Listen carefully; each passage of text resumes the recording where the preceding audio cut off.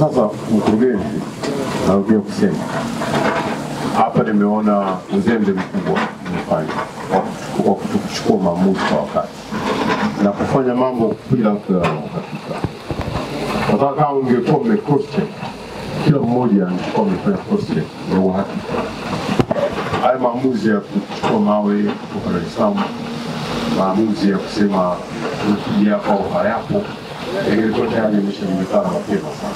Mheshimiwa Waziri, tunasikilizana naye. Naomba radhi kwako na kwa Tanzania wote ambao wataendelea kupata shida kwa ajili ya maamuzi ambayo kidogo kweli tumetetereka katika maamuzi, lakini kujikwaa si shida.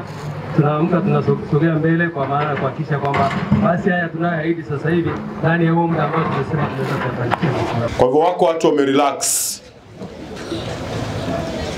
wamepumzika. Nitawaamsha, waambie wajiandae wote, na nitafanya kazi hiyo usiku huu wa leo. Kesho asubuhi watakapokuwa wanaingia ofisini watakuta tayari wanaambiwa wakapumzike vizuri. Ili jambo nimewakuta TANROADS mkoa wa Lindi wanalifanya, tena wanalifanya peke yao. Na kupongezeni sana TANROADS mkoa wa Lindi. Lakini hili ni tatizo kubwa, na hii ni barabara ya taifa. Mkurugenzi, ilipaswa timu kutoka makao makuu toka jana usiku ilipopatikana taarifa hii, wote wangelihamia watu hapa ili kuja kuunga mkono nguvu na jitihada za mkoa kwenye kutafuta suluhu. Kuacha mkoa wafanye na waamue peke yao bila ya kushauriana na timu zingine kubwa zaidi kwa jambo kubwa la namna hii.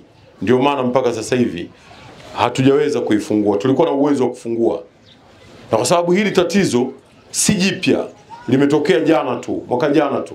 Kwa hivyo mwaka huu watu tayari tulikuwa na elimu ya jambo la namna hii. Mwaka jana ilikuwa ni lazima tuchukue muda mrefu kwa sababu ni kitu kipya. Lakini mwaka huu hatukupaswa kuchukua muda mrefu kwa sababu ni jambo ambalo tayari tunalifahamu vizuri. Narudia kusema tena, mnapewa pole wananchi wote mliopata tatizo hili.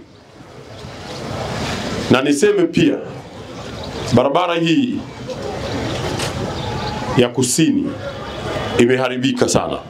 Sasa tunaingia katika msimu wa bajeti. Yale maeneo yaliyoharibika sana, kwa mfano kutoka Marendego kuja Somanga au kutoka njia 4 kwenda Matandu ama kutoka Ikwiriri mpaka Nyamwage kupita Chumbi mpaka Marendego, section kwa section tutayafanyia kazi kwenye bajeti hii hapa tunayoelekea, ili tuweze kuyarekebisha na yaweze kuondoka yale mashimo na watu waweze kupitisha mizigo kwa urahisi zaidi. Ni hivi leo tu imenisikitisha sana kuona kwamba imeshindwa kufanya vile inavyopaswa kufanya. Kila mmoja amekwenda kuwa boss.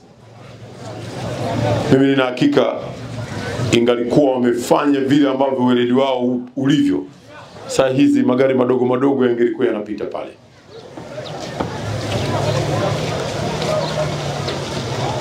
Kwa hivyo nakupeni tena pole, na diwani amesema hapa ya kwamba sisi tutazame nini tunaweza kusaidia.